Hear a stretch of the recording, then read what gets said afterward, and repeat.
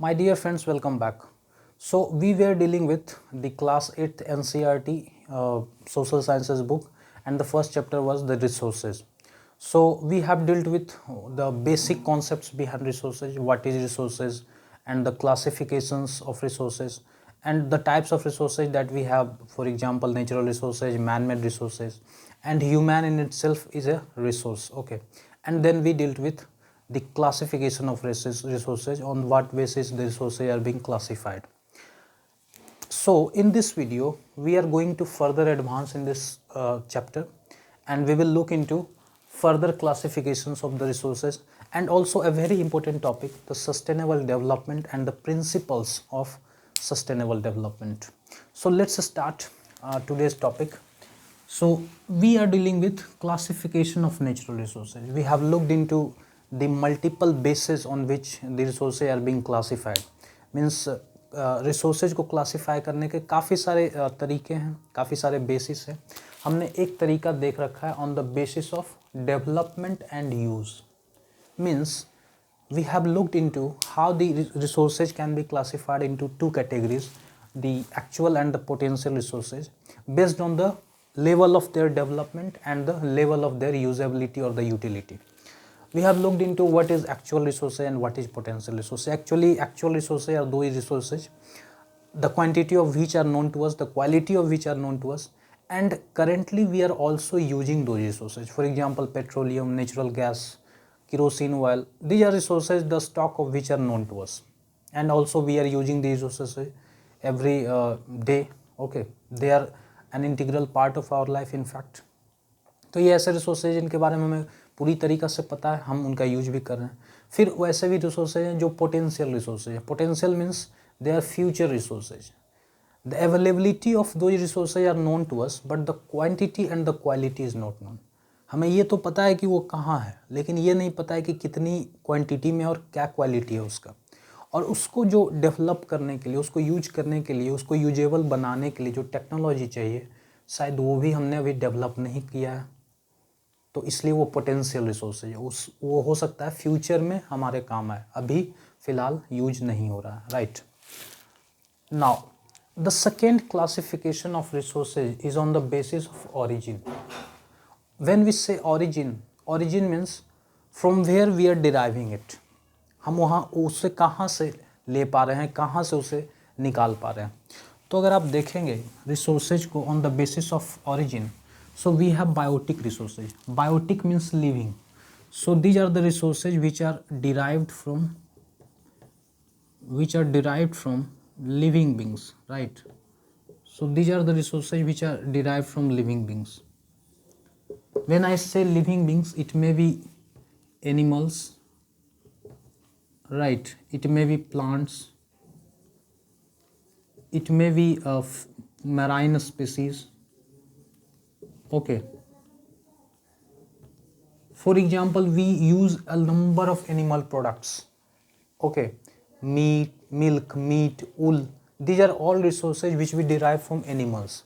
We eat fruits, we eat vegetables, we grow crops and eat food grains. These are all which are derived from plants. We also eat roots. Okay, and also we use medicines for various medicinal purposes as well. So these are something which we derive from plants. And from marine species we get fish oil, and also a number of other marine species, marine products we have. So these are the resources which are we are deriving from living beings. Okay, one more important example of these resources can be the mineral resources. Minerals like coals, petroleum, these are something which we also derive from living beings. Actually, the minerals are something which are इनका formation हुआ कैसे? They have formed because of decaying of these natural animals or plants millions of years ago. Due to high pressure and temperature beneath the earth's surface, their decay take place and they got converted into these minerals. So whatever minerals we use, may it be coal, may it be petroleum products, these are all actually examples. They are something which we have derived from living beings. Okay, the decay of these creatures, these living beings, millions of years ago beneath the earth surface resulted into formation of minerals which we are using today. Okay, ये minerals जो आज हम use कर रहे हैं वो है क्या? वो लाखों साल पहले जो एनिमल्स थे, प्लांट्स थे, वो धरती के नीचे जाके एक्सट्रीम टेम्परेचर और प्रेशर के अंदर उनका डीके हुआ और फिर जाके ये मिनरल्स बने. तो एक तरह से मिनरल्स भी जो हैं वो बायोटिक रिसोर्सेज हैं. Abiotic. So abiotic resources are those resources which are derived from non-living beings. So these are derived from non-living beings, right? For example, soil. Soil we derive not from any living being. For example, air, water, etc. These are something which we do not derive from living beings. They are abiotic. Okay, there is no confusion regarding this. Now coming to the next basis of classification. This is a very important concept on the basis of a stock. Now when we say a stock, when I say a stock, it basically means exhaustibility. Exhaustibility means up to what limit we can use it. That is fixed or it is unlimited. So when we say renewable resources, the stock of these resources are unlimited. So, and actually when we say unlimited, it means the earth or the nature has the ability to reproduce and regenerate them again and again. Okay, for example, if you use sunlight, is there any limit to sunlight? Can we have a limitation to use sunlight? We can use sunlight every day, and till the earth exists, sunlight will be there. Okay, so sunlight, air, water, these are the examples of renewable resources. So these are the resources which are replenished, reproduced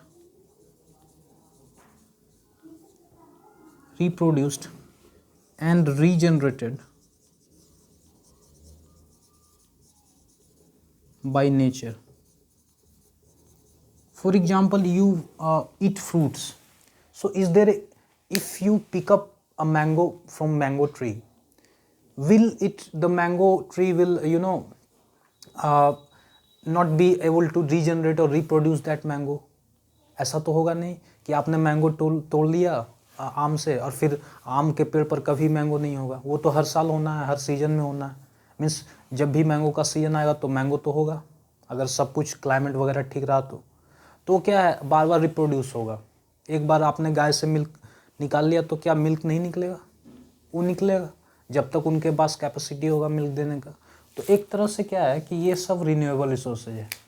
ये ऐसे resources हैं जो बार बार replenish हो सकते हैं, वो बार बार reproduce हो सकते हैं, वो बार बार रीजनरेट हो सकते हैं.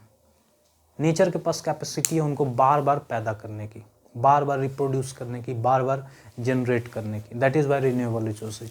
And example air, water, sunlight, these are something which are not going to exhaust, so its exhaustibility is unlimited. Okay, actually all the biotic resources are also type of renewable resources. Okay, now non-renewable resources are just opposite of renewable resources, means they are limited in quantity,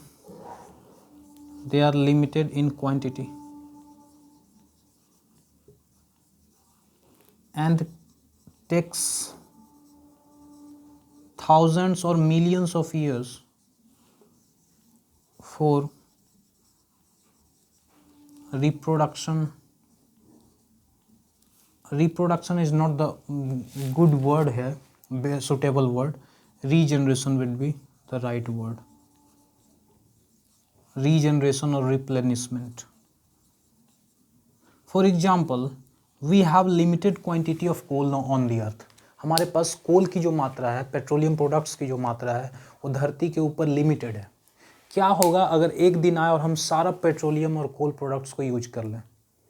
उससे बनने में लाखों साल लगती है.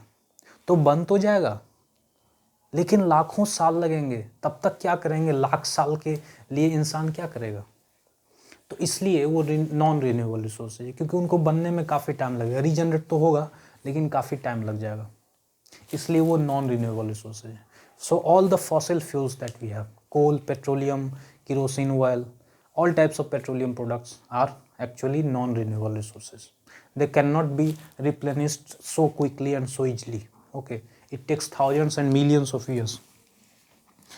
Now the other classification is on the basis of distribution. Now when we say distribution, means the availability at a place where it is where we will find these resources.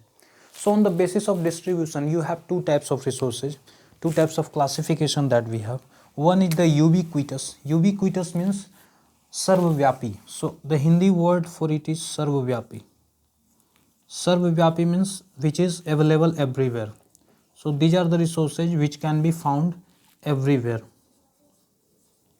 So these are available everywhere. Okay, for example, you will find sunlight everywhere, you will find air everywhere. You may not find water everywhere, but you will find air everywhere, you will find sunlight everywhere. So these are some resources which are ubiquitous, which are not dependent on terrain or the type of climate or anything. These are ubiquitous. If you are on earth, you will find those things.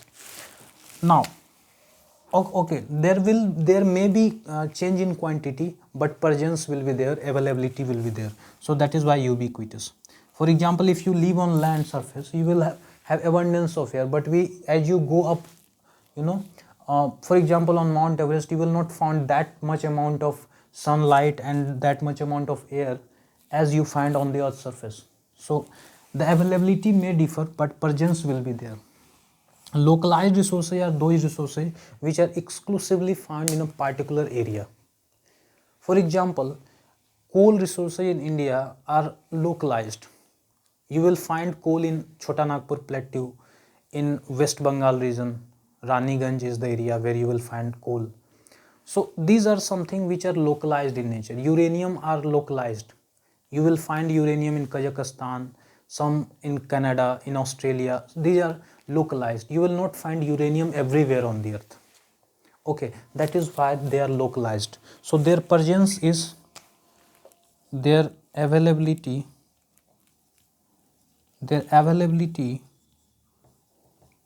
is localized in nature. Okay, they are not found everywhere. Localized. For example, uranium you will find in Kazakhstan. Limited countries have uranium stocks. For example, Kazakhstan, Australia, and similarly coal, gold. Maximum of the gold is found in African continent, and that particularly in South Africa. Johannesburg is called the gold capital of the world. So these are the sources which are not found everywhere. For example, every metal resource, gold, uranium, these are some localized resources. Okay. Now, we have seen the classification of natural resources. We have seen that there are four types of resources. There are four bases on which natural resources can be classified. Now, as human beings have industrialized themselves, their lifestyle, their attitude towards environment has changed considerably. इंसान जब पैदा हुआ तो उनकी ज़रूरत जो थी काफ़ी कम थी. जैसे जैसे इंसान का ब्रेन डेवलप हुआ उसकी ज़रूरतें बढ़ती चली गई, और आज क्या हालत है, खास करके इंडस्ट्रियल रिवॉल्यूशन के बाद जब इंडस्ट्री काफ़ी सारे हो गए, इकोनॉमी बहुत तेज़ी से डेवलप होने लगा, तो हुआ क्या, इंसान का जो एटीट्यूड है, रवैया जो है इन्वायरमेंट के प्रति, नेचर के प्रति, वो बहुत ज़्यादा चेंज हो गया. इंसान की ज़रूरतें हद से ज़्यादा पार हो गई, इंसान भी काफ़ी ज़्यादा हो गया और उनकी ज़रूरतें और भी ज़्यादा हो गई. तो रिसोर्सेज तो हमारे पास कुछ रिसोर्सेज जो है वो फिक्स्ड हैं. हमारे पास फिक्स्ड कोल है, फिक्स्ड गोल्ड है, फिक्स्ड डायमंड है, फिक्स्ड पेट्रोलियम प्रोडक्ट्स हैं. लेकिन हमारी ज़रूरतें क्या हैं, लगातार बढ़ती चली गई. तो हुआ क्या, हमने नेचुरल रिसोर्सेज को इतना तेज़ी से एक्सप्लॉइट कर दिया कि अब एक चिंता है, एक क्वेश्चन मार्क आ गया है कि कब तक चलेगा ऐसे. अगर ऐसे ही हम यूज करते रह गए तो आखिर कब तक चलेगा, ये नेचुरल रिसोर्सेज कब तक रहेंगे। एक दिन ऐसा आएगा जब ये हो जाएंगे जीरो, फिर हम क्या करेंगे। तो ऐसे में सवाल आता है कि क्या हमें अपना जो रवैया है इन्वायरमेंट को लेके और रिसोर्सेज को लेके और हमारा जो लाइफ स्टाइल है, क्या उसे बदलने की ज़रूरत नहीं है। तो यहीं पर डिस्कशन आता है सस्टेनेबल डेवलपमेंट का। So sustainable development when we say there are two words, sustainable and development. Development means what, development का मतलब है इंसान अपना विकास करता है, अपने आप को डेवलप करता है, अपना लाइफ स्टाइल, अपना क्वालिटी ऑफ लाइफ चेंज करता है, राइट। उसके अलावा रोड बनाना, ब्रिजेस बनाना, स्कूल्स बनाना, ये सब डेवलपमेंट का ही तो पार्ट है, right. But development at the cost of environment is not sustainable. अगर हम एक तरफ से डेवलपमेंट करते जा रहे हैं और दूसरी तरफ से जो इन्वायरमेंट है, जो नेचर है, उसको अगर उसका जो नेचर है उसको अगर एक्सप्लॉइट कर रहे हैं बड़ा तेज़ी से, उसको अगर पॉल्यूट कर रहे हैं, हमारे पास रिवर्स हैं लेकिन उसको पॉल्यूट कर रहे हैं, एयर है उसको पॉल्यूट कर रहे हैं, तो ऐसा होगा एक दिन कि एयर ही पूरा जहरीला हो जाएगा, पॉइजनस हो जाएगा। Then how will we survive on the earth. So there is a big question mark on our life style, our developmental activities. Development के नाम पर हम पूरा जंगल क्लियर कर दें, ये तो जस्टिस नहीं है साहब। डेवलपमेंट के नाम पर हम पूरा एनिमल्स को ही कहीं भगा दें, तो ये भी जस्टिस नहीं है। तो हमें क्या करना होगा, डेवलपमेंट और इन्वायरमेंट के बीच में एक बैलेंस बनाना होगा। हमें इन्वायरमेंट के प्रति जो हमारा लाइफ स्टाइल है उसको चेंज करना होगा, तब होगा डेवलपमेंट सही से। So there are two words here, sustainable and development. Development you know, that is something you are aware of. Sustainable means in Hindi it is called टिकाऊ. टिकाऊ means something that will last longer. Okay, sustainable means टिकाऊ. टिकाऊ means something that may last longer, जो ज़्यादा दिन तक चले। तो हमें ऐसा डेवलपमेंट करना है जो ज़्यादा दिन तक चले, that can be for longer period of time. हमें ऐसा डेवलपमेंट नहीं चाहिए जो 10 साल, 20 साल, 50 साल में ख़त्म हो जाए। हमें ऐसा डेवलपमेंट करना है जो जनरेशन्स दर जनरेशन्स चले। ओके, तो हमें ऐसा काम करना है। The most standard definition of sustainable development वो हमारे पास यहाँ है। Sustainable development is that type of development which meets the needs of the present generation, okay, without compromising the ability of future generation to meet their own needs. अभी जो generation का need है, अभी जो हमारा ज़रूरत है, हम डेवलपमेंट इस तरह से करें कि अभी का जो ज़रूरत है उससे तो हम फुलफ़िल करें ही, लेकिन हम इस तरीक़ा से डेवलपमेंट करें कि जो आने वाला जनरेशन है, जो आने वाले लोग हैं 50 साल बाद, 100 साल बाद, उनका जो नीड्स है वो काफ़ी आसानी से फुलफ़िल कर सकें। ऐसा ना हो कि सारा रिसोर्सेज हम अभी एक्सप्लॉइट कर लें और जो आने वाला जनरेशन है उनको कंप्रोमाइज़ करना पड़े अपना क्वालिटी ऑफ लाइफ के साथ। Okay, so this is something called sustainable development. इंसान ने क्या किया, इंसान सिर्फ अपने बारे में सोच रहा है, उसे पता नहीं, इन्वायरमेंट के बारे में कोई खबर नहीं, जानवर के बारे में कोई खबर नहीं, प्लांट्स के बारे में, एयर वाटर कुछ नहीं खबर। महात्मा गांधी ने कहा था कि the earth has abundance resources to satisfy everyone's need, but it has deficit, it can not even satisfy even a single person's greed. धरती के पास काफ़ी रिसोर्सेज हैं कि एक एक इंसान जो धरती के ऊपर है उसका डिमांड को पूरा किया, उसका नीड को पूरा किया जा सके, ज़रूरतों को पूरा किया जा सके। लेकिन धरती के ऊपर, धरती के पास इतना भी रिसोर्सेज नहीं है कि किसी एक इंसान के लालच को पूरा कर सके। तो अगर इंसान लालची हो जाएगा तो फिर उसकी ज़रूरतें जो है बेहिसाब हो जाएंगी, और बेहिसाब रिसोर्सेज हमारे पास है नहीं, हमारे पास लिमिटेड रिसोर्सेज है। तो ऐसे में सस्टेनेबल डेवलपमेंट की काफ़ी ज़रूरत है। हम ऐसा अप्रोच डेवलप करें जो हमारे खुद की ज़रूरत सिर्फ पूरी ना हो, बल्कि आगे आने वाले कई जनरेशन्स की ज़रूरतों को भी फुलफ़िल किया जा सके, उसी रिसोर्सेज के अंदर। Okay, so that is sustainable development. So how will we ensure sustainable development, हम लोग कैसे सुनिश्चित करेंगे कि सस्टेनेबल डेवलपमेंट हो? तो उसके लिए हमें प्रिंसिपल्स कुछ फॉलो करने होंगे, कुछ रूल्स, कुछ रेगुलेशंस अपने आप पर हमें फॉलो करने होंगे। क्या है वो रूल्स रेगुलेशंस, देखते हैं। सबसे पहले हमें जितने भी लाइफ फॉर्म्स हैं धरती के ऊपर, हमें सिर्फ ह्यूमन लाइफ का रिस्पेक्ट नहीं करना है, animal life, plant life, environment as a whole, nature as a whole, हमें रिस्पेक्ट करना होगा। ओके, रिस्पेक्ट करने का मतलब क्या है? रिस्पेक्ट करने का मतलब है कि हम सिर्फ अपना डेवलपमेंट करें और हमारे अपने खुद के डेवलपमेंट के लिए हम फॉरेस्ट्स को बर्बाद कर दिया हमने। एयर क्वालिटी को आप जानते हो दिल्ली का क्या पोजीशन है? दिल्ली में एयर पोल्यूशन इतना ज़्यादा है कि वहाँ का जो एज है वो मान लो 5 साल से लेकर 10 साल तक कम हो गया है लोगों का। फेफड़े जो हैं उनमें काफ़ी सारी दिक्कत हो रही है, लंग्स का काफ़ी वहाँ शिकायत हो जाता है, रेस्पिरेटरी डिसऑर्डर का काफ़ी ज़्यादा शिकायत है। तो हमें ऐसा लाइफ डेवलप करना है, ऐसा रिस्पेक्ट और केयर हमें करना है सारे लाइफ फॉर्म्स के लिए, सिर्फ अपने लिए नहीं। क्वालिटी ऑफ ह्यूमन लाइफ को हमें इम्प्रूव करना होगा। कैसे इम्प्रूव होगा? एयर क्वालिटी कितना गंदा हो गया हमारे पास। दुनिया के टॉप 20 मोस्ट पोल्यूटेड जो सिटीज़ हैं उनमें से 14 सिटीज़ इंडिया के हैं। तो इतना तो हमने कर दिया, लेकिन इंडिया सिर्फ इसके लिए रिस्पॉन्सिबल है ये मैं नहीं कह रहा, उसके लिए ज़्यादातर यूरोपियन कंट्रीज ही रिस्पॉन्सिबल हैं। लेकिन इंडिया में, दिल्ली में जो एयर पोल्यूशन है उसके लिए यूरोपियंस तो नहीं रिस्पॉन्सिबल हैं साहब।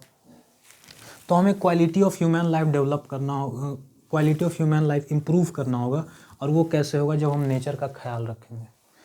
उसके अलावा जो अर्थ के ऊपर डाइवर्सिटी है, बायोडाइवर्सिटी की बात हो रही है, ये 1 पॉइंट और 3rd पॉइंट मिलता जुलता है। बायोडाइवर्सिटी का मतलब होता है the different types of species that are available on the earth, the different types of life forms that are available on the earth. हमें क्या करना है? उसको सबको कंजर्व करना है। आज के डेट में एक्सटिंक्ट काफ़ी सारे एनिमल्स हो रहे हैं। चीता हमारे यहाँ से एक्सटिंक्ट हो गया, काफ़ी सारे प्लांट स्पेसीज, काफ़ी सारे एनिमल्स, काफ़ी सारे बर्ड्स, काफ़ी सारे फिशेस एक्सटिंक्ट हो गया, क्योंकि इन्वायरमेंट इतना जल्दी, क्लाइमेट चेंज इतना जल्दी हो गया, वो अडाप्ट नहीं कर पाया। तो हमें डाइवर्सिटी जो है अर्थ के ऊपर, चाहे वो एनिमल्स का हो, प्लांट्स का हो, फिश का हो, सबको कंजर्व करना होगा। उसके अलावा जो नेचुरल रिसोर्सेज का इतना तेज़ी से डिप्लीशन हो रहा है, so that has to be minimised.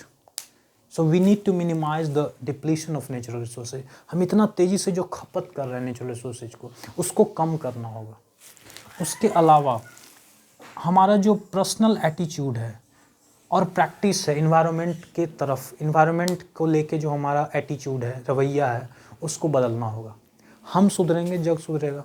Mahatma Gandhi ने क्या कहा था? Be the change you want to see in the world.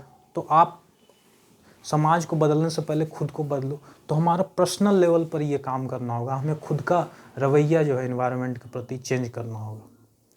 For example, आज ऑफिस जाना है मेरे को, तो मैं 4 व्हीलर ले के जा सकता हूँ, लेकिन वही अगर मैं मेट्रो का यूज करूँ तो पेट्रोल बच जाएगा। जो पेट्रोल, जो 4 व्हीलर से जो धुआं निकलेगा और एयर का जो नुकसान होगा, एयर पोल्यूशन बढ़ेगा, वो भी बच जाएगा। तो अगर हमने क्या किया? हमने पर्सनल एटीट्यूड चेंज किया। ऐसे ऐसे अगर हर इंसान ने चेंज कर लिया तो फिर क्या होगा? नेचुरल रिसोर्सेज जो इन्वायरमेंट के प्रति, जो इन्वायरमेंट का कंजर्वेशन है वो हो जाएगा, एयर क्वालिटी बचेगा, वाटर क्वालिटी इंप्रूव होगा, सब कुछ होगा। उसके अलावा जो कम्युनिटी है उसका कैपेसिटी बिल्डिंग करना होगा, उसको एम्पावर करना होगा, ताकि वो इन्वायरमेंट जो है उनका वो खुद से बचा सके। काफ़ी सारे ट्रेडिशनल प्रैक्टिसेज होते हैं जिनके थ्रू जो ट्राइबल पीपल होते हैं, जो लोकल लोग होते हैं, उनको पता होता है कि कैसे इन्वायरमेंट के साथ रहना है। तो उनको अगर हम और ज़्यादा आइडिया दें, उनको और ज़्यादा हम एम्पावर करें through the use of technology, through the use of knowledge, तो हम कहीं ना कहीं, हर चीज़ ऊपर से नहीं हो सकती, हर चीज़ गवर्नमेंट ही नहीं करेगी, कुछ नीचे से भी करना होगा, ग्रास रूट लेवल से। तो वो करना होगा, हमें कम्युनिटी को एम्पावर करना होगा ताकि वो खुद का एनवायरनमेंट को बचा सकें।